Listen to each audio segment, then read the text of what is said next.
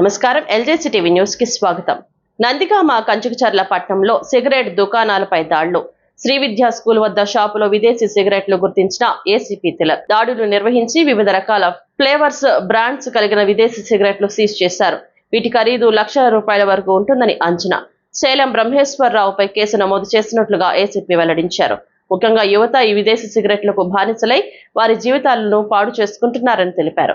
యువత చెడు వ్యసనాలకు బానిసవద్దని, సత్ప్రవర్తనతో మంచి విద్యను అభ్యసించి ఉన్నత స్థాయిలో ఉండాలని ఏసీపీ తిలక్ సూచించారు.